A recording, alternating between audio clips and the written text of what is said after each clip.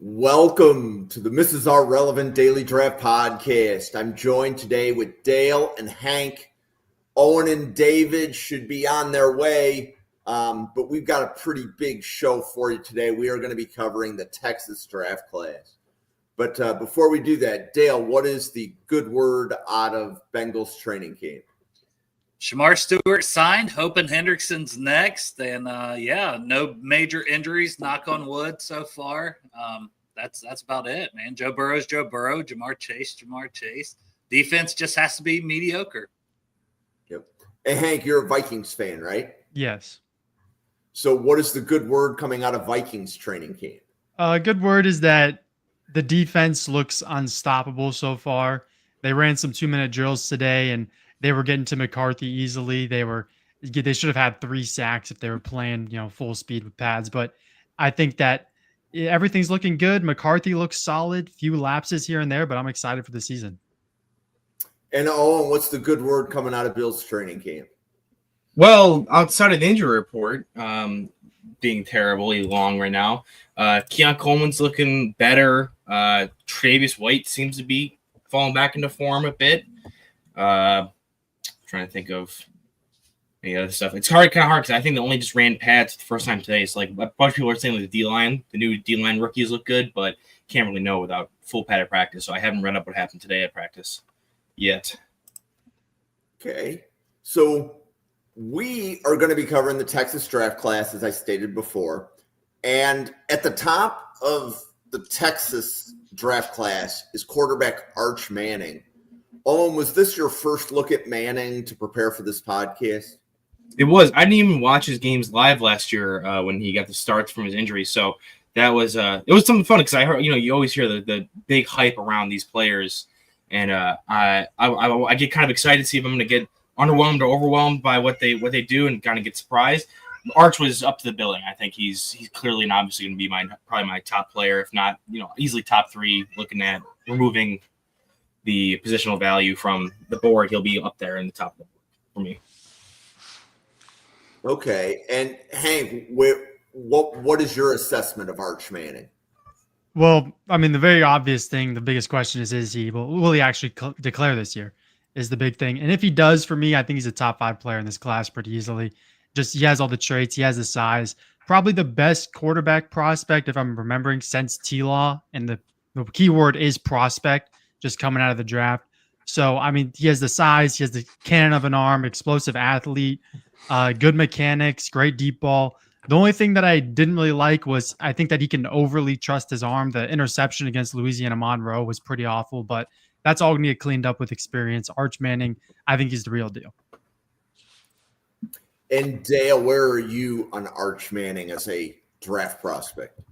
Yeah, I think if he declares, and it's a big if because Manning stay for a while, only entering his redshirt sophomore season, 6'4", 225, has everything you want in a quarterback.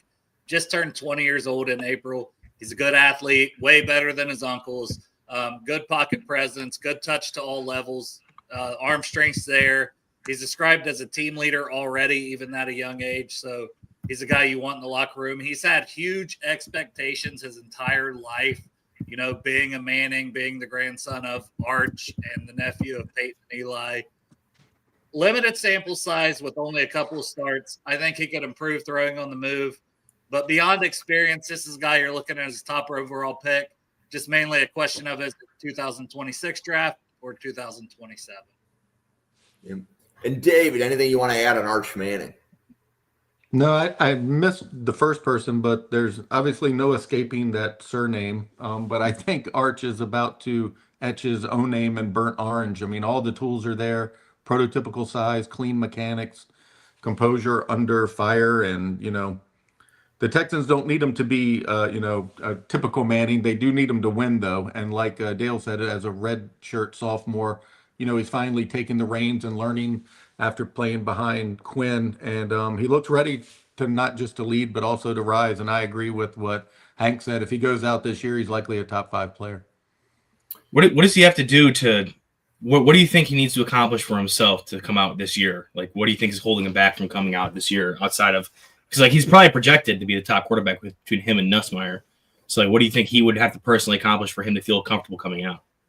I think he'll accomplish everything that he needs to do. I think that much like what happened with Eli Manning, I think his family's very concerned about the situation that he ends up being drafted into. I think that could play as big a factor as what he does on the field as far as coming out. Yeah, I agree with that. I don't think it's anything about like what he does, because I think just the flashes already show a guy who's going to have a good season. Maybe it's not perfect. No one ever is perfect at the quarterback position. But I think he has all the traits that whenever he comes out, he's going to be probably the number one pick just for talent, upside, everything, all the traits he has. But it's more about, will they want him to come out? You know, did he win the Heisman? Did Texas win the national title? Like, if he wins the Heisman national title, it may be hard to be like, okay, you need to go back another year, though, Arch. Like, he may even have to say, hey, no, I'm just coming out. So the deadline to declare is towards the middle to end of January, correct? Yeah. And then if you're in the playoffs, you get like another 2 weeks, right? Yeah. So by the time Arch has to make the decision to declare, we would already know who's picking number one overall, correct?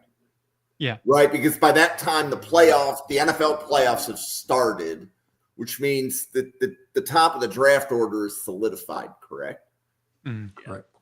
But there is no trade, you can't trade, right? Like January, like teams can't trade up to get the number one pick in January, right?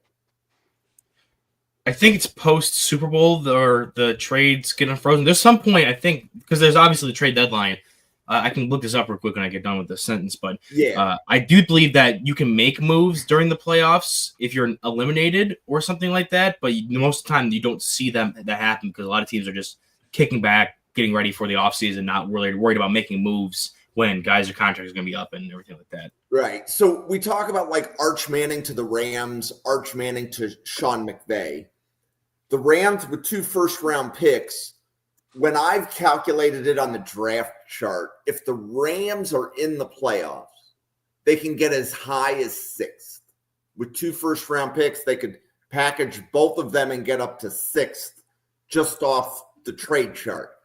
But the reason I'm asking the question or prefacing it this way is that Manning may have to declare before he knows that the teams that they would want him to go to have been able to jockey for position to acquire it. Well, I think the main problem is just why would the top 5 teams not want Manning? Why would they want to give up their chance at Manning? That's the biggest problem, is that even if you are the Cleveland Browns, which is probably the worst situation to go to right now, is do the Cleveland Browns want to get rid of their top 3 pick if they have one to let another team take Manning? I don't think they would. So I think that's another hurdle in the race for Manning when he does declare. I mean, you did mention his last name is Manning, and Eli famously told the Chargers, "I'm not playing for you." So there could be a situation where if the Browns are up on the clock, or the Saints, or if he doesn't want to play for, because he's from New Orleans, we talk a lot about Garrett Nussmeier going to New Orleans because he's playing for LSU, but Arch is from New Orleans, obviously the Manning family from that area of the country. If that's a team that's like, I don't even want to play for my hometown team, you guys are going to suck for so long, I don't want to get stuck in this dumpster fire. If he just tells you, don't draft me, I'm not playing for you, then there's an opportunity where even if he's a can't-miss guy, you'd rather get some assets back and get a player who want to play for you instead of maybe drafting a guy who ends up holding out and forcing you to trade him. So, Owen, that was a really good note that you dropped there in the private chat. Feel free to state that out loud. So, yeah, I just fact-checked the trades and everything with that. There is no trades past the trade deadline. So, this past season was November 8th was the trade deadline. And then trades can be agreed to, similar to how buyouts can be agreed to prior to certain deadlines. But the paperwork and everything with the league office isn't filed until post the opening of the new league year. So this past season was March 12th. So we saw a bunch of trades get made or talked about as being pushed through, but they weren't finalized until the new league year starts, which is when all the paperwork can officially be put in and guys actually get moved off of their teams. Okay, so we could probably just have a podcast about all the Arch Manning possibilities, but that's really not why we're here.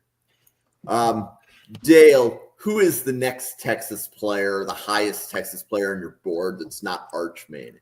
Okay, if we're just doing highest on the board, I was going to go in order, but for me, it's probably switching sides of the ball, and it's going to linebacker. And I think Anthony Hill Jr., he's another guy who wouldn't have to come out this season, but linebackers, a lot of times, if you're the top guy, you're going to come out. So 6'3", 235, just now entering his junior season.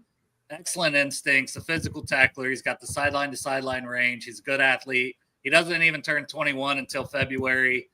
He's had 13 sacks in his first 2 seasons. He played as a true freshman. I think 8 of those sacks came last season. So he's a guy that can rush off the edge. If there's one thing he needs to improve, it's probably his coverage skills. I think he could get better there overall.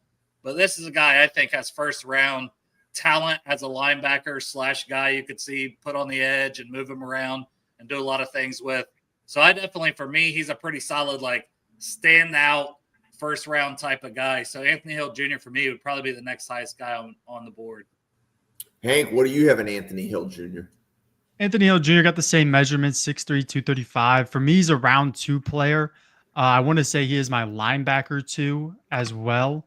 So my linebacker 3, actually. But the only thing that I really had a problem with was I just saw him get blocked out of plays too often. There were a lot of times where I felt like he just was getting pushed out of the action. I'd really like to see him get off blocks easier. There were some moments against Oklahoma where I saw him literally just standing still in coverage. He didn't move once the ball was snapped. There just seemed to be no urgency at all. Some jogging problems I saw. I saw him get blocked out of a play by a wide receiver. But really, I mean, he has great play recognition. He gets downhill super fast, great awareness and zone coverage most of the time. He's always commanding the defense. He's definitely one of the leaders, one of the captains on that Texas team, sideline to sideline player. And if he can just get off of blocks easier, he can easily be a round 1 guy for Texas. David, Anthony Hill Jr. Yeah, that dude's an alpha, man. Hill is the heartbeat of the defense and the kind of linebacker that opponents, circle on the scouting report every week.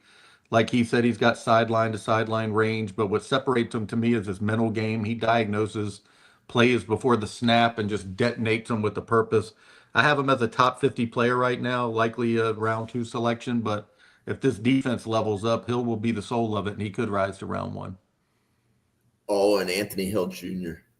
Yeah, I think you guys covered a lot of stuff that I would touch on. Definitely, I think what sets him apart is the fact that he has played for 2 full seasons now, so you can see that in his run step techniques, being able to flow to the ball correctly, know where his gaps are when flowing laterally and then before attacking. I do think in zone coverage he knows what he's supposed to do. It's just sometimes he can get a little lazy. I didn't really particularly see a lot of reps of him in man coverage, so I'd like to see that as something to grow on. And specifically touching on what Hank was talking about, I think it was the Florida game. He got blocked up by a wide receiver a couple times. The Arizona State game, he had a couple plays where he was getting kind of schooled a little bit by Cam Scatabo. Now he also had some plays where he made some really strong tackles. He was a 16% missed tackle range. You want to get to like 10% or lower to really be a high level tackler at linebacker specifically. But for me, like kind of how Hank was talking about, he gets blocked up quite a bit, which is surprising because he has the upper body strength and arm length that he can rock some offensive linemen and get that separation. I'm not worried about him being able to shed blocks. It's more so his hand technique and consistency needs to continue to grow and be, again, more consistent, because a lot of times, yes, he can rock offensive linemen, get off, make really great plays. But he also allows guys into his body, and so you see him get blocked by wide receivers, see him blocked by tight ends, even though he has the strength to handle those guys with ease. So, Bill Sparks, do you have a copy of the birth certificate, or is this just rumor? That right there is scouting. Right there. So, Bill, I love that. Dale, who is the next highest Texas player in your board? For me, it's probably Malik Muhammad, the cornerback. So 6 foot, 190. Also another guy who's only going to be a junior. A lot of these guys are underclassmen, but it's Texas, like the Ohio States, like the Alabamas, like the Georgias. A lot of guys aren't staying 4 years. They play and they do what they need to do, and they go high in the draft. I think he's sticky in coverage, very instinctive. I think he's got position versatility. He could play some safety. He could play in the slot. He could play a little outside. He's very willing in run support. Wouldn't say he's great at it, but he's willing, and that's half the battle for a cornerback. He doesn't seem like he's an elite athlete. I don't know how well he'll test, and he does bite on play fakes at times. And he just has one career interception. So you'd like to see a Jade Albaran, who for Texas last year, I think had 5 interceptions. You'd like to see him at least get 3 to 5 interceptions this season, show a little more ball skills. But I think he's a guy who's got that fringe first, second round range for him early on. So I've seen some people that are like completely out on Malik Muhammad, and then other Same. people that state what Dale said. So Hank, where are you on Malik Muhammad? Before I start this tangent on Muhammad, I want to say I do see the vision with Muhammad, but currently I have a round 6 grade on him. I have his measurements at 6 foot 178, and that's just, it's not big enough to play at the NFL right now. I think if he gets up to minimum 185, it just looks better. Some of the things I do like, though, he's been battle tested in the SEC and in the college football playoff. He just looks like a pest and annoyance to go against. I think he's good in zone. I think that's definitely his stronger side, other than man. I think he has great special teams value. He gets downhill fast, and he wants to be in the run game, and I think he shows good flashes in man. But one of the things that really got on my nerves while watching Muhammad was every single tackle, I felt like he was just trying to be an ankle biter. He wasn't using proper form. He was just launching himself low, just not really, in my opinion, using the form that I want to see from a guy who wants to be in the run game. He needs to put on weight. He was grabbing a lot when he got beat. He got exposed on double moves due to lack of catch-up speed. I think his technique just didn't look right 90% of the time. I think that he had some hip problems at points. I think he just gets turned around easily. And if he gets blocked out of the play, he's out of the play.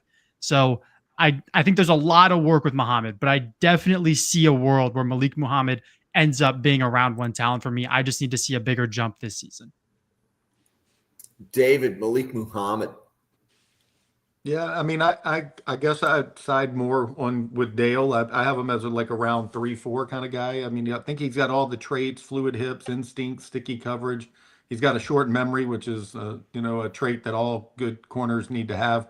And I do think he has the athletic profile to be versatile in the defensive backfield. He presses, he makes plays. I think one of his, in addition to probably gaining some weight, some muscle mass on him, he just needs to exude a little more confidence. So, Owen, we've got 3 very different assessments of Malik Muhammad. Where are you going to be on this? Yeah, I'm more towards kind of the David range where it's like late day 2, early day 3 grade, just because I just need to see more of him. Kind of touching on what Dale said, not a lot of ball production. He had 12 forced incompletions according to PFF, which, I mean, those are good numbers specifically. He had 7 the year prior and 1 interception, and then this past season, no interceptions and 12 forced incompletions, which he does show the ability to drive on the ball and be able to make plays. And he shows some of those flashes, like against specifically like the Arizona State game where he undercut the one pass in the end zone. I don't remember who the receiver was, but he was able to make a big knock away because he has the athletic ability, he has the ability to make those big splash plays. I don't doubt he can eventually put up some numbers in the interception category, but it's not super consistent with him, especially with, like I said, taking the ball away specifically. And then touching on what Hank was talking about, his tackling number is looking at his tackling for his missed tackle percentage. It's at 20, or it's at 18%, near 20%. And a lot of times when he's looking to be a tackler, like it's an ankle biter, not really going to be someone you're relying on to be a guy who can come up and fill in the run game. Now, I don't particularly hate a ton of corners that don't tackle. Like I was a big Darren Porter fan last year. He wasn't a great tackler at all.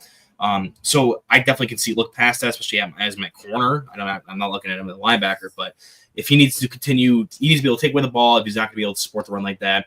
I do think his coverage abilities is a bit, or coverage technique is a bit greater than what Hank is giving him credit for, but at the same time, I do think there are still room to grow. So I do think I see the deficiency there. Dale, where did you get the 190 number? Because I also have him at 6 foot 178.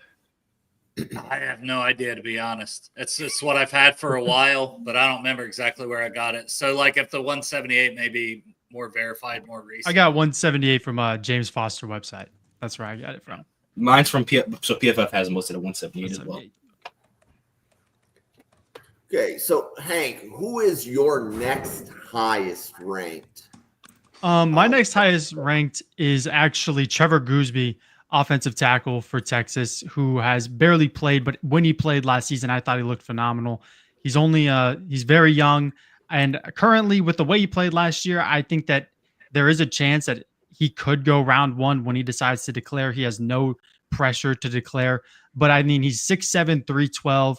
He has good athleticism in space. I think that he finishes blocks with a nasty streak. I posted a clip of him finishing in pass protection that I thought was super impressive. I think he's a great pass blocker. He's a people mover. He has great recovery and readjustment. He was shutting down NFL players like Nick Scorton against Texas A&M. I think his technique is great. It's his first season, though, being a full-time starter this year. He does show some mental lapses in the run game. And for some reason, I just saw him on the ground a lot. Like it wasn't even his fault. He's away from the play, but he's just fallen over a little too much for me. So if he can just improve in the run game, I think Trevor Goosby is a legit NFL prospect. So, David, do you have anything on Trevor Goosby, the offensive tackle from Texas? Yeah, his development arc is definitely trending steeply upward. Long arms, light feet, a frame that's still adding strength. As he touched on, he's not a finished product by any means, but his flashes are just undeniable. If he puts it all together, Texas will have its next NFL blind sign protector. And like he said, he has the talent to go in the first round of 2026. I'd probably lean more towards him being a 2027 player, but that's dependent on his choice and how fast he develops this season. Oh, and Trevor Goosby. Yeah, for me, it's a story of two different players. The player that you're projecting out right now, specifically for like maybe the 2026 draft, most likely 27 draft, because he does have that 6'7" frame. He's only in the 310 to 3 range. You can definitely get up to probably 320 to 330 range with how he looks with his build. For me, it's going to be a lot more polishing up his technique. He has a nasty streak to him. He showed the ability to bury guys in the run game and in pass blocking with like snatch technique, being able to get down on guys and not letting them get back up. And especially against NFL level talent, like again in that Texas A&M game where he got the majority of his snaps for the season. So I do think he's a guy that, with the small sample size, if you project that out to a full season's worth this upcoming year, you could definitely see him being a high level draft pick this upcoming season, especially with being a left tackle. I do think that he is a bit stiff in his stance. That's why he's a bit high hipped when he's there, and that's a lot of things that can contribute to them falling over, like we were talking about Hank. I do think maybe some more flexibility drills, being able to balance out his weight a bit better between his lower body and upper body, really fill out his frame and get to know how he is physically, because he is still young. I do think that'll improve more so. So I can see NFL teams maybe poking holes into that and wanting him to stay for that extra year to be able to be fully physically matured, because when they're going to draft him, especially if they're going to invest a first-round asset in him, they're going to want him to be someone who comes in and plays immediately, and you want them to be physically matured to a point when they do come out with that. So if he is still kind of figuring his way out when it comes to adding weight, getting to his right playing weight, balancing out where his weight is distributed on his body, I do think that may be what's driving him to push it off coming back. I don't think it's going to be an issue of having the natural talent, athleticism, and I'm sure he'll take a leap in his technique after next season when he has a full year of starts on his belt. Dale. Yeah, and he's just a redshirt sophomore, so there's no rush for him to come out. He's got 2 more seasons after this if he wants it. I don't expect him to take that long. I'm kind of with you, though. I do think he's a guy who could be a first-round pick, Hank, whenever he decides to come out, whether that's this year or next year. He's got the length. He's got the athleticism, fires off the ball. I mean, everything you want, attacking mentality, 80.8 pass block grade this past season, 5 hurries, 0 sacks, only had 319 total snaps, so it is a small sample size, more spot starts when injuries popped up and things like that. But overall, I think this kid with a ton of talent, and I expect him to be a very high draft pick. I just don't necessarily feel it'll be in 2026. So, David, who is your next highest ranked Texas player? Somebody's going to have to help me pronounce his last name. The safety, Michael, is it Taff? Is that how you say it? Yeah, it works for me. Yeah. I just looked. I'm looking. I have it up right now with the pronunciation thing on their website. It looks like it's Taff.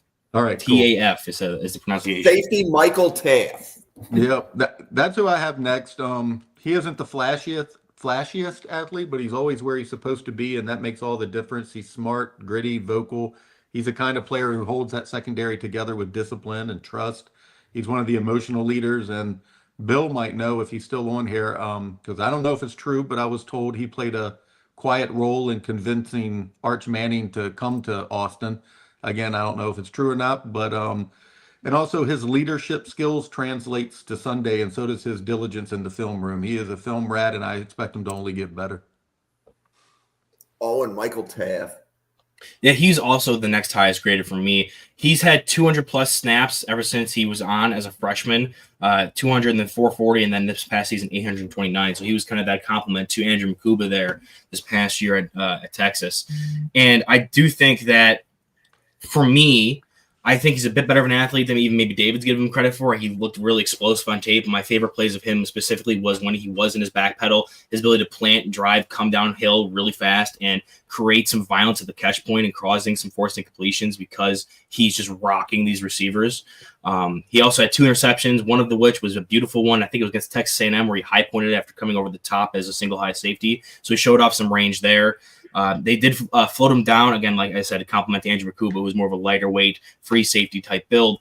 While I do think that Taft can add some weight, he's listed at 6'190". I think he can get up to the 200-pound range. I'd like it a bit more. They did like to buzz him down to be kind of close to the line of scrimmage in that second level range, coming and filling against the run game. He did take some good run angles when he's coming from the deep split zone, so I do think he is a solid run defender overall. His tackling is something that needs to be cleaned up specifically. It's something with this Texas defense and their missed tackle percentages is something that is got to be cleaned up. I don't know if it's coaching or if it's just they're playing a little too fast for themselves. He was another guy. He was at 20% missed tackles this season. That's definitely got to come down. But for me, like between his ability to go over the top with range, have some ball skills, showed up with 2 interceptions, with 2 dropped interceptions, and a couple other or forced incompletions. And as well, just having that ability to come down and play in against the run. I think for me, the only place I really want to see him improve on is being better with instincts and man coverage. I don't think I think that was a big weak point for him, especially in the Arizona State game, which we can all agree that Cam Scatterboot definitely pushed off on that deep fade route. I watched it again, and that was definitely offensive PI. They called defensive PI. I can't believe that went through, but that was something I definitely think, especially for a guy who's going to be more of maybe a split strong safety type, being able to come down and man up against running backs and tight ends is something I want to see him improve on, especially with how I view him as an athlete so far. Why do you hate white running backs, Owen? I had Cam Scatterboot with a 2nd round grade last year. You hate Dale. him? Nope. You're talking trash about him pushing off. It's blasphemy. Dale. Yeah, so Taft is listed at 6'195". I'm not sure he's that big. I feel like I've heard some reports that he could be like sub 180. I have him 5'11", 175. Yeah, I've heard that from some places. I'm like, well, that kind of changes everything. He is excellent in coverage. Is he going to be more of a slot corner? Even then, if he is 5'11", 175, that's still small for a slot corner in the NFL. But he does have really good ball skills, leadership qualities that David talked about, I think stand out quite a bit. He's very aggressive, which is good, but it's also bad. This is a guy who should have probably been ejected for some targeting, and he's had some targeting penalties, a lot of penalties. He'll hit people high. You like to see guys be aggressive, but not to the extent that they're going to draw flags. They're going to be suspended in the NFL. They're going to cost themselves money, but they're also going to hurt their team. I don't think he's going to be an elite tester, but there's a lot to like, but a lot of concerns I have. I've got him as a day 2 guy, but with concerns because he's one of those guys that's like when he weighs in, the measurables, all those things, and he tests, I think are going to be very important for him next year. Hank, Michael Taft. Yeah, so I'm glad someone else touched on the size, but 5'11", 175 just isn't going to be able to fly right now. He needs to probably put on at least 10 pounds to at least play slot in the NFL. But, I mean, he's been a special teams dog for Texas for a while now. He's natural in man and zone. He's physical at the catch point. I really like his technique, quarterback of the defense. As Owen said, the missed tackle percentage needs to come down. I'm not the biggest fan of the athlete he is. I do see some bursts at some points, though. I think that his tackling technique as well needs to get fixed. But the big thing for him is he just needs to get heavier. I have a round 4 grade on him right now. After I saw the weight, I bumped him down to round 4 from round 2. So he just needs to get heavier. That's all it is. Okay. So, Owen, who is your next highest Texas player? Yeah, so my next highest graded Texas player is going to be Jack Andrews, the transfer tight end from Cal, coming over. I got to watch him quite a bit now because between doing the Indiana podcast and I can't remember where Ott ended up going, but I watched him for another one of the podcasts we did. I've watched that Cal offense so many times now at this point. But Andrews was the guy when I was watching Mendoza that was like, okay, who's that guy? It kind of popped to me. And as soon as I went and looked him up, it was like, oh, he's transferring to Texas this year. And I knew I was going to be able to talk about him later on in this draft cycle. So I finally got around to doing the full-on deep dive with him here. He was a walk-on at Cal, eventually ended up making it there. I'm actually surprised with that because I feel like he is a better athlete than what you'd expect from the typical walk-on story. He does have some plays where he can break away after the catch. He's not the best run-after-catch player, but he definitely does have some breakaway speed to get away from smaller defenders. For me, though, he's a good receiving option. He knows how to work the space. He's got good hands, can wade over the middle and take some hits and hold on to the ball. Where you're going to see a lot of drawback is going to be his blocking. I think it's a little overstated how bad his blocking is. He does have good fight and aggression with him. He definitely was able to latch onto some second level defenders. And when he's out in space as like a blocker on some screens, I think he does do some good work out there. But you're just not going to have him line up as an inline tight end and block a defensive end down blocking him. They used him a lot as like a fullback, a move tight end. A lot of opportunities where he was able to get a running start or movement and motion before he got into his block so he could build some momentum because he is only 6'4", 240. So if you have a team that can utilize him as like your second tight end or maybe a receiving option to pair with more of a traditional blocking tight end, I think you are going to get someone you're surprised with when it comes to his sneaky level of athleticism and his reliability as a receiver. And just overall, just a good personality, a fiery personality on the field. So I'm a big fan of him. I think he'll fit well in that Gunnar Helm hole that was left in this Texas offense. Dale. Yeah, so redshirt junior. I pretty much everything that Owen said, I just co-stamped. Good athlete. Did have 350 yards after the catch. I think he's alignment versatile, but he's not a guy you're going to ask to line up in line and block. He's just not a good run blocker specifically. But I do think the move tight end, a guy who can catch the ball, can pick up first downs, can get you touchdowns, can make big plays in the passing game. More of a Jatavion Sanders than a Gunnar Helm for Texas from a couple years ago. And a guy that I think will put up big yardage playing with Arch at Texas. I think he could be in the mix to be a day 2 pick. But like a lot of the tight ends in this class, don't expect a bunch. There's not a lot of inline blockers, to be fair. Hank. So the one thing with Andrews I really liked was he's just reliable. He's currently my tight end too, in what I think is a weaker tight end class. And when I watched him, I was impressed because this Cal offense moves so quickly. He had no targets over 20 yards. He didn't really get the opportunity to show off an expanded route tree. So I think that this season at Texas is going to really help his stock. And it wouldn't shock me if he went round 2. I think that he always catches away from his body. He's going to thrive at Texas. He's a clean route runner. He can line up in the slot, fullback, wide receiver, better speed than he gets credited for. And the only thing that I saw that really wasn't my favorite was there was a stunt that he failed to pick up and had Mendoza take an unnecessary hit, which is it's another thing with his blocking that just needs to be cleaned up. But I really do like Andrews, just super consistent, super reliable. So David, is Andrews a future Eagle? No. I don't think so. I don't think so.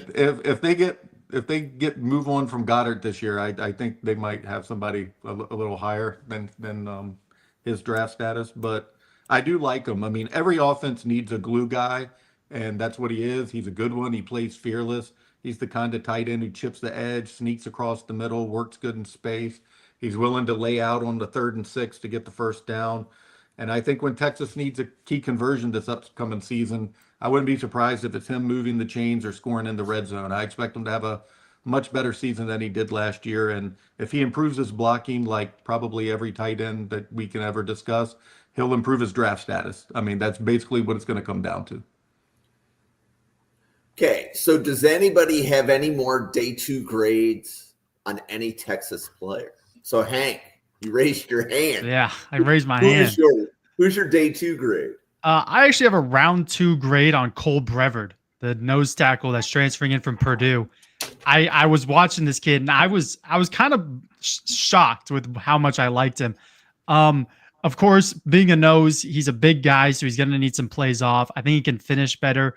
I think Purdue misused him royally last season. He should only be a one tech or a nose tackle, but they were lining him up off the right guard, aligned with the right tackle. He was just being misused last season, and I wish that he played with a bit more leverage. But he shows a good swim move in a bull rush. He keeps his legs moving. He's always hand fighting. Playing on that Purdue defensive line did him no favors.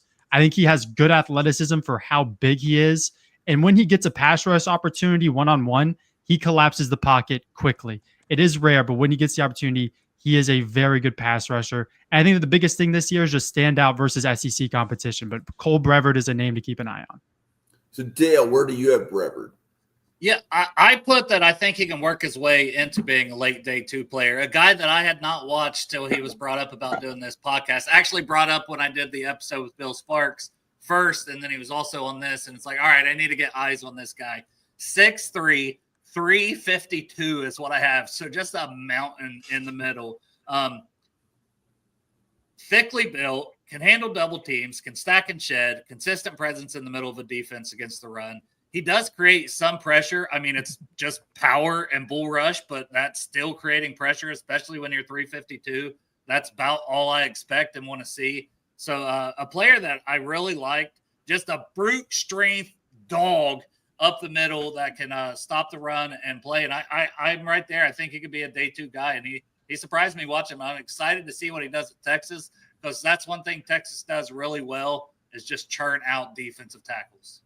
So, Dale, that makes me happy that as we're like preparing for a podcast, that there is a player that we were covering that you hadn't added to your draft guide yet. So right. That makes me warm and fuzzy. So, yeah. So, Owen, I saw you cheer when Hank picked Brevard. So go for it. Yeah, I was pleasantly surprised. I know I can't remember who it was, Jim, that you retweeted that was posting some clips of him on their timeline there. But I saw 6'3", 352, and I'm like, okay, I'm gonna, no matter what, watch that guy like the full watch through. Some of these other players that we barely touch on, I cover like a handful of snaps or a couple games just to be able to get a good sense of who they are. Brevard was like someone who, even though he wasn't listed on a ton of other websites as being a higher up draft prospect, I was like, I have to see this guy just for his size. And then watching him at Purdue, he was somebody who, yes, he's 6'3", 352. He carries it really well. It's not like he's this rotund like ball in the middle of the defense. He actually is. He looks. You couldn't, if you told me he was 320, I'd probably believe you. The fact he has another 30 pounds on his frame is impressive, and it shows up. Despite him not playing with the best technique when it comes to pad level, he's still able to hold up against double teams. He has strength at the point of attack. But for me, and Hank kind of touched on it, it was the pass rush upside that I really saw with him, specifically because I think he has some really good twitch for a guy of his size, where they ran a lot of twists and stunts with him, and he was able to use some active hands, get over the top of some swims, or slice through some double teams and split some double teams to create some pressure up the middle. And he even showed off a little bit of bend when it came to his sack against Ohio State there. That he was able to kind of roll around. The lineman he was engaged with got clipped, and he kind of bent it and collapsed the angle and was able to take down Will Howard. So he showed off some really impressive athleticism. He was originally recruited to Penn State, went to Purdue. He's from Indiana, so he went back home, and now he's getting an opportunity to go to Texas, where you had guys previously, Alfred Collins last year, another supersized player in the middle of that defense. You had Devondre Sweat a few years before that, who's now kicking ass in the NFL. So you have guys who are in that mold of being these bigger type players who can be used more uniquely and have some upside that you don't usually expect with the size of these players. And it's also coming from a player who showed at the Big Ten level against Ohio State, against Northwestern, against Wisconsin, that he can hold up in the middle of the teeth of defense and hold the point of attack to defend the run. So he's somebody who has a set floor because of his size and run defensibility, but also has some hidden pass rush upside that really makes me excited. I have a round 3 grade on him right now, but I could definitely see if he continues to dominate at Texas and puts up some better numbers than he did at Purdue, I could definitely see him bumping up to earlier in day 2 conversations. So, David, defensive tackle Cole Brevard. Yeah, I have a day 2 on him as well. He's a space eater. He does all the thankless work in the middle, like absorbing doubles, clogging gaps, freeing up the linebackers behind him. He won't rack up statistics, but his potential and his impact are evident on the film. And Texas doesn't need him to be flashy. They need him to be immovable. And if they utilize his strengths, he'll be a standout on that D line, like Dale, I believe, said. They've been churning out some great ones, and he should be able to create interior pressure, which is what Owen was touching on. I think that that's an underrated aspect of his game, and I definitely think he'll be a day 2 player. Okay, so Hank, were you on a podcast earlier where we said, could we just put together an ex-Purdue team with like Nick Scourton and or no, it wasn't Andres. It was Brevard. Mm-hmm. There's a Heineman. We covered Will Health for the Clemson podcast, the first one we did in this cycle. Yep. Yeah, why Okay. did they suck so much? That's the real question. Coaching, I get. I don't Yeah. know. Hudson Card was their quarterback. Fair. Yep. Speaking of Texas players, So Dale, you mentioned that you may have to cut out of the podcast early. Is there any other Texas player that you would like to highlight before you got to cut out? There's several, so I don't want to just cut out. I should make it work. I just may have to step away for a little bit. So Okay. I got guys. I'll just say day 2 because we could get into Trey Moore, Ethan Burke. There's so many guys that we'll still talk about. So, but I just may need to cut out for a couple minutes after I talk here. Running backs. I don't know where to go with the running backs. DeAndre Moore at receiver 2, but Trey Wisner and CJ Baxter. Sometimes people have Baxter up at like the running back 2. Me, I've got him at like running back 11, but it's not because I don't think he's good. He was just injured all of last year. And I've got Wisner up at like running back 6. So I have Wisner higher, but I think one of them's going to stand out. They're both going to play a lot. They're both going to put up a lot of snaps. But Wisner, 6 foot, 200, had over 1,000 yards last year, 300 yards. That was rushing, 300 receiving. And that shared snaps with Jaden Blue and the other talent that was still there at running back, even with Baxter out. 695 yards was after contact. Tough and durable as a runner. I think he's good after the catch. He's a very good receiving back. Obviously, he could get a little bigger, just being listed at 200, maybe even a little smaller. And I think that would help with the short yardage power. Baxter, on the other hand, 6'1", 220. Redshirt sophomore, injured for all of last season, torn LCL and ACL in his right knee. So let's see how he comes back. But in 2023 as a true freshman, 650 yards rushing, over 150 receiving. And that's at Texas as a true freshman who always has talent at back. So it says a lot about how good that player is. He's got natural hands, great size, good vision, good cutting ability. Doesn't have elite speed, but he's got all the traits to be a 3-down back in the NFL, especially at his size. So I like both guys. I got both like listed 3rd, 4th round, but I expect one to ascend and one to maybe go back to school because they both have eligibility left. And then I'll be right back in a minute. Okay. So David, which running back from Texas do you have higher? I have Trey higher, but I don't really have a reason that I could articulate that. He has not been the headliner, obviously, but I wouldn't overlook him. He's a kind of back who kind of gets forgotten until he takes a swing past 25 yards and leaves all the defenders, grabbing at air. He's twitchy, light-footed, compact. He's kind of built like a slot receiver, but that can squat 500 pounds. He earns yards the hard way. And that edge just makes him a dangerous changeup in the rotation, in my opinion. As far as Baxter, I mean, he kind of looks like he's built in a lab. He runs like a workhorse kind of guy who has a lot of Sunday traits. When Texas needs rhythm, he's kind of the guy who could probably keep the offense in that. He has a thick lower half, a deceptive burst. If the Longhorns lean into their ground game this season, and they should, Baxter might be the bell cow, but I think both of them are going to put up really phenomenal numbers.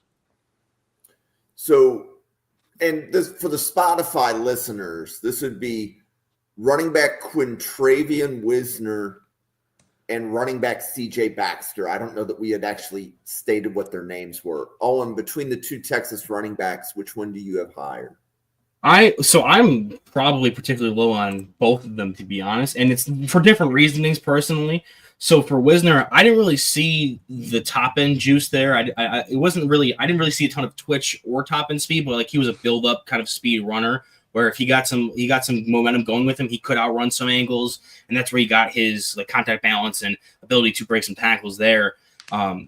I can definitely see him being a NFL running back, especially in like a committee, because he's 6 foot, under 200, but he runs really well, especially in power gap schemes where he is lighter footed. He allows his blocks to establish and set up. Like Texas love to run that kick out pull with DJ Campbell and having some guys go up to the second level and create specific gap running lanes for him to go through. And he was patient enough to allow those to develop.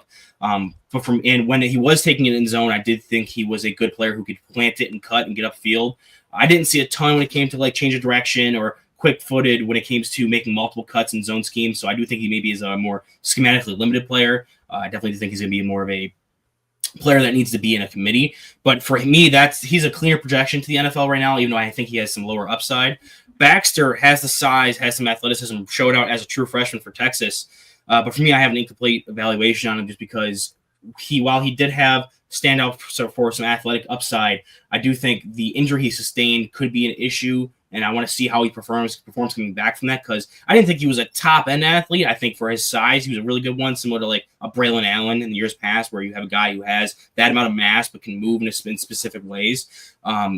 So there was already kind of like a ceiling with how high up he could be potential-wise, and the fact that his injury is something that could limit that athleticism and bring that ceiling down even more. I just want to wait and see on him specifically. So I don't really have a grade on Baxter. I think I personally would like him a bit more based off the freshman film, but when it comes to Wisner, I have more of a day 3 grade on him. Hank, where are you on the 2 Texas running backs? So I have them right next to each other on my board right now. I have Wisner at RB10, and I have Baxter at RB11. And I was more impressed with Wisner. I posted a clip to Twitter where his vision he displayed was phenomenal. I think he has soft hands. He had 44 catches last year. I think he's good enough in pass protection. I think he's a better prospect than Jaden Blue, who went 149th in the draft. So I think that he could go higher than 149, which is about round 4. I think that he runs angry for his size. He has some very good flashes with his vision. I think he has good enough burst when hitting gaps.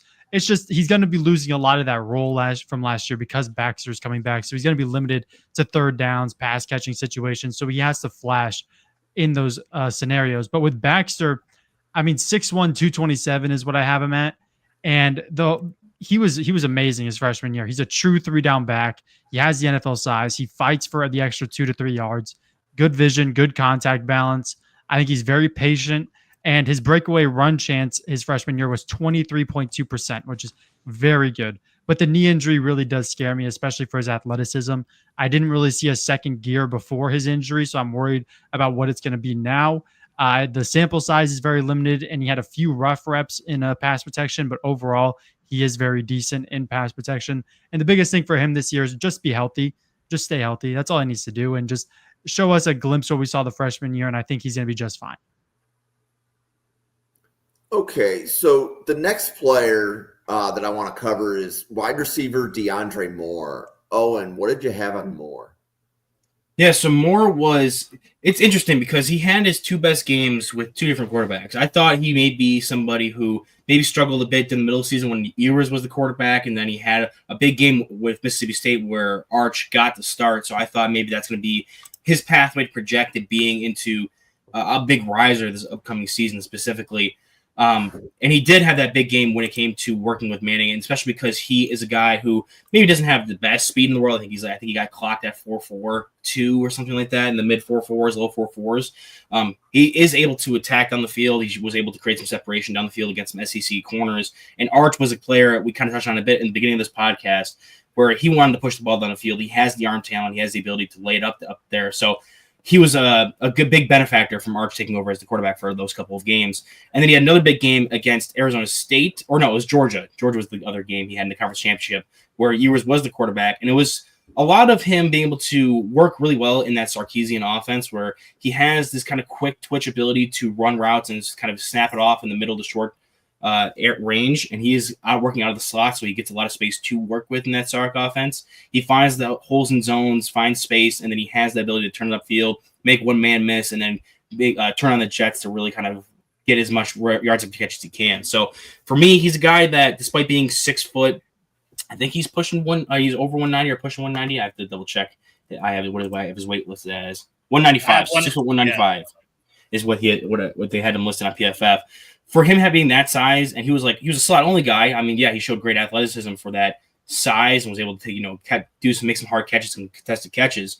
I'm curious to see, and what's holding him back for me to put him on a second or day 2 grade is because I'm worried about him transitioning to the outside a bit. Why was he not more of an outside guy? They had a guy in Golden who could have been more of a slot option. They had Gunnar Helm working that middle of the field, and for some reason they had specifically Moore as their slot only type player. So I want to see him be more versatile this upcoming season, and seeing if with his chemistry with Arch Manning, especially down the field, can continue to grow, then he can definitely be a bigger riser for me. David, what did you have on DeAndre Moore? Yeah, I think Owen described it really well. I mean, he's quick, twitch off the line, runs really good routes, very precise. He has a knack for finding daylight when it matters. He excels in contested catches. He has shown decent rack ability. He's a very good blocker, and he's one of the cleaner separators in the conference. I mean, he's always getting separation. So, I mean, I think he's a pretty good player, but this season will show a lot more of what he's going to do and how he's going to end up in the draft cycle. A lot of these guys, if they're not like in my top 100, I don't really have a ranking on them. I don't really go 4, 5, 6, 7 rounds or whatever. I do not have them in my top 100, but I don't really have anybody ranked outside of the top 100 though. Okay. Hank, DeAndre Moore. Yeah, I mean, I was impressed with DeAndre Moore. I definitely was more impressed than I thought I would be. Big things with him is the drop percentage at 11.4% needs to be cleaned up. His frame is a little smaller, but he does have the height to maybe carry 6 foot 200 because he's not really sacrificing elite athleticism. But I think that another big thing I had with him was his release package. I think he has a good release off the line, but I just saw hesitation over and over and over again. I think he could expand on it. But I think he plays bigger than his frame. He catches through contact, good body control. He was usually the man in motion, so he's very versatile. I loved his blocking. I posted a clip to Twitter where the run is going to the other side of the field, and he's the only guy on the left side who decided to go up and block his man. So I really like his motor. I think he catches with his hands, but he does have some very bad lapses with drops. I think he's a good route runner. Right now I have a round 5 grade on him, but I don't know if he'll declare this year. It all depends on how he works in with the competition at Texas. Dale, DeAndre Moore. Yeah, so he's just a junior. So as Hank mentioned, he may not declare this year. He may be a 2027 guy. But he's been good in contested catch situations, even though he's been from the slot. 63.6% last year. I think he can run after catch. Didn't have any fumbles. Willing to make the tough catches over the middle. He doesn't have the elite breakaway speed, as Owen was mentioning, and the 5 drops is a concern, something he's got to clean up, and he fights the ball a little bit when it's getting there. So it's not like, that drop was really on, maybe it wasn't that bad. Maybe it was on the quarterback. No, it's legit drops, and he fights the ball a little bit. So I like to see his hands be a little better this season. I think he could be a day 2 guy, but I'm also one that's not overly impressed with anybody in this wide receiver class. I think it's wide open.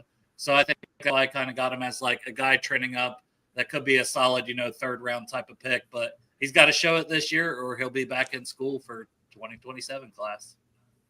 Yeah, so I think we just covered 10 players in 53 minutes. Like, we're in like mid-season form. So if you're enjoying this content, go ahead and go to YouTube and hit subscribe. We're winding down in July. This is the last time this crew is going to be putting out team previews.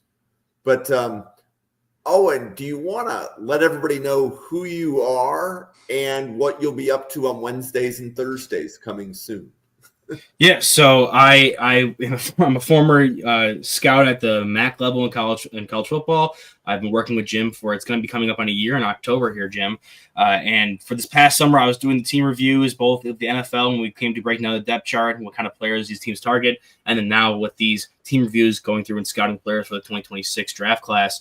Coming up in the fall on Wednesdays, me and Newt are going to be on doing defensive linemen, both D tackles in edges. Jim, you better add our guy we just talked about today, the D tackle from Purdue. Redford, thank you.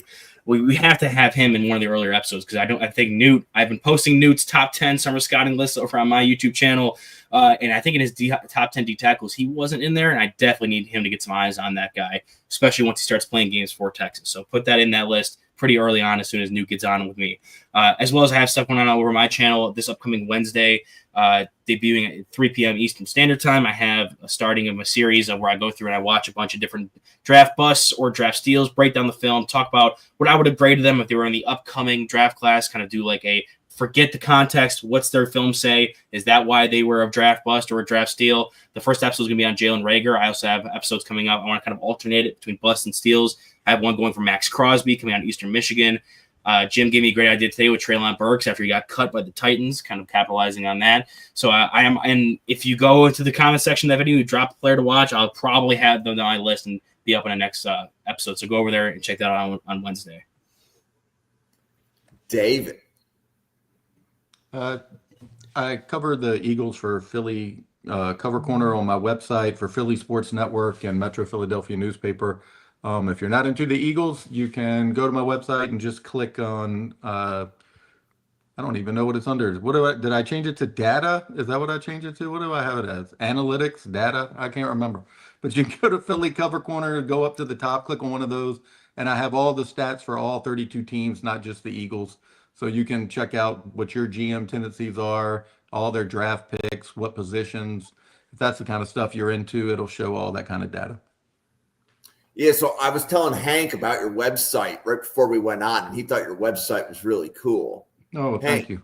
Yeah, good You want to website. let everybody know about all of your content.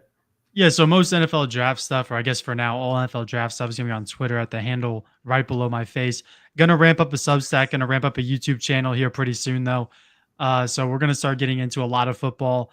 But yeah, I mean, I spend a lot of my days scouting. I spend a lot of my time, going through these players, making my big board, I use Google Slides for notes. So I try to stay up to date with that. I think I'm at like 200 players. But yeah, if anyone you ever want to ask a question, you ever want some sort of content, my DMs are always open.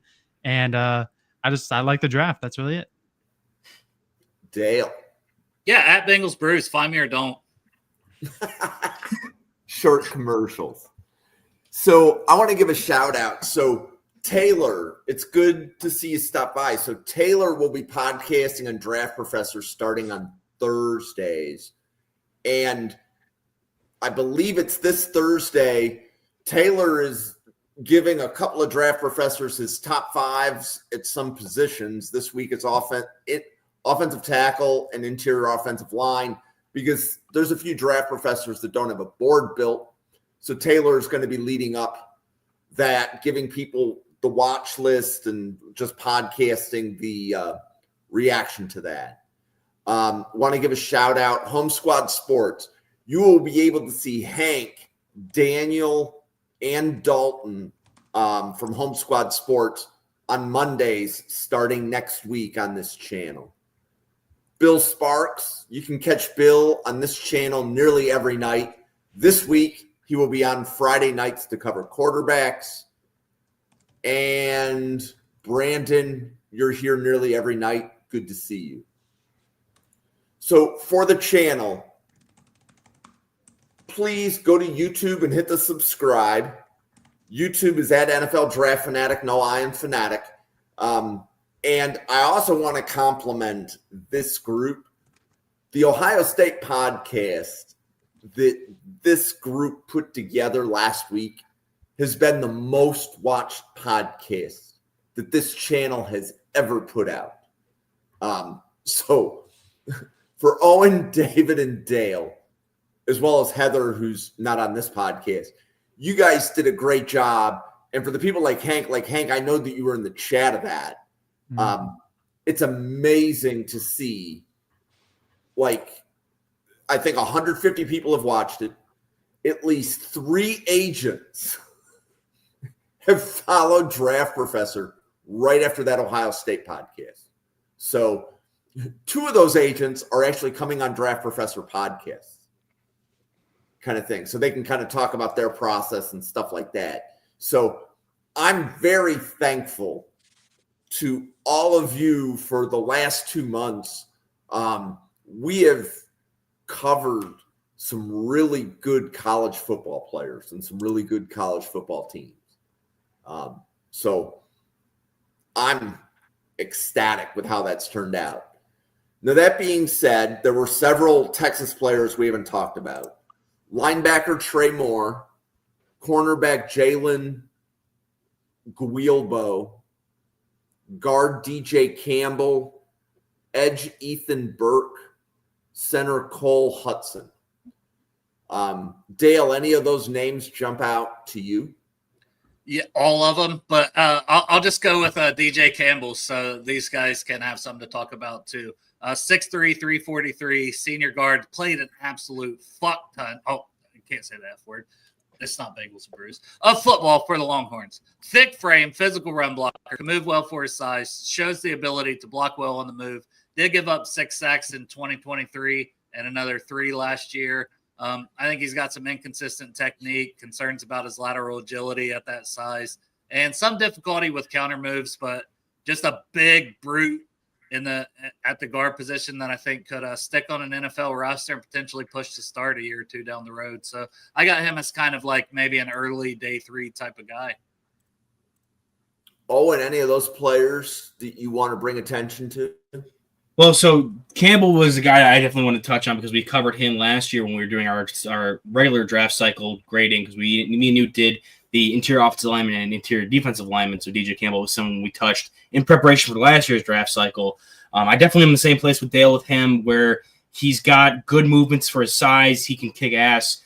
We can definitely swear on here, Dale. Don't you worry. But definitely, like I mentioned it earlier, when we were talking about the running backs, as the guy who was the primary puller going out, kicking on those power gap schemes, he definitely fits that role that Texas is looking to go for. And as a pass protector, I think he did struggle a bit with players who had some better twitch. Like he got really eaten up in that Michigan game against Mason Graham and Kenneth Grant, specifically because those guys were just better athletes than him off the line of scrimmage. But I do think that if you're looking for a team that runs a lot of power gap schemes, maybe the Baltimore Ravens specifically, we're going to be looking for a guard. By that point, he comes out this year. He could be a developmental starter, like Dale said. I think the only other player I would want to really touch on would be Trey Moore. There were a couple clips floating around. He's a guy that I think can do better with an expanded role this year. He's kind of more of a versatile piece. He's like a 3-4-ish outside linebacker, pass rusher. Kind of on the lighter side, but he definitely was able to flash in some games. I know the one clip that really stood out to me, or the one rep specifically, was him against Michigan being able to bend the corner around, put some pressure on their quarterback there in that game where Texas kind of throttled that team. So I'm excited to see him get more opportunity. He got some more snaps as he went into the playoffs. Like he got 73 against Arizona State, 57 against Georgia in the championship game. And in that game against Arizona State, he had 90 grade in the coverage, but he was pretty consistent with everything else when it came to his pass rush and even some of his run defending, which you don't really see a lot in his game just because he is on the lighter side. But I do think he's one of those players that can grow with more of an opportunity this year to start all year long. David, anybody from that last group that kind of pops on tape to you? Yeah, I think everybody touched on him. It's Campbell. I mean, he just brings like a bar fight energy to the interior offensive line. He locks on, just drives defenders off the screen, plays with violent hands, a brawler's mentality. He's not just strong, he's nasty. I mean, I really like watching his game. If Texas wants to impose its will in the trenches, it's going to start with him. Hank, anybody from Texas that you would like to mention that you haven't had a chance to talk about? Campbell was the highest ranked guy that I had left, but I want to touch on Jalen Guilbeau because I liked him more than I thought I would. I gave him a draftable grade, which is I thought he was going to be a UDFA for me, but I have a round 6 grade on him. 5'11", 183 is the worst part about him. He's very, very small, a slot only in the NFL. But I think that he has good play recognition, and I saw him sniff out misdirections more than like 4 or 5 times. He has really good technique and man, I think he can run the 4.4s. He fills the run game nicely. He has great tackling form. He has great motor. These are a lot of traits that down the board day 3 that NFL teams are going to like, I think. But I mean, he gets blocked out of place. You can tell that he's smaller on the field. I don't think he has a second gear, but I think he has good initial burst. But yeah, round 6 grade on him. And I think that as long as he stays sticky and man, there's a chance that he could get drafted. Okay. Any other players that we want to talk about for Texas that have not been brought up yet?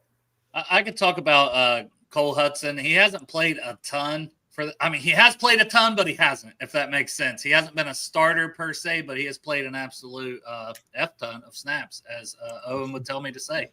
6'5", 315. He's scheduled to be the center this year, so that's looking like where he's going to line up. He's only allowed 1 sack and almost 700 pass blocking snaps for his entire career.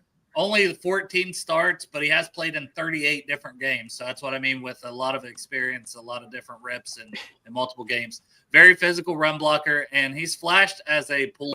I don't think he'll be doing that too much at center, but that's something that stood out in his play at guard previously. Yeah. I've really quickly, not draft eligible, but Colin Simmons, every single game was popping on tape for Texas. The guy's a freak. He was just every game caught my eye.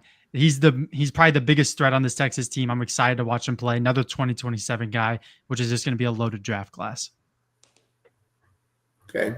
Anybody else? I mean, we can keep dropping names. It's okay. We can keep going. Simmons, Hey, Simmons Ethan was the Burke, guy. 6'6", Ethan Burke, 6'6", 260, senior edge, great size athlete. He was a D1 recruit for lacrosse, high effort player. He didn't have a great season last year, but in 2023, he had 5.5 sacks, high pressure rate that year also. Doesn't have the best bend, though.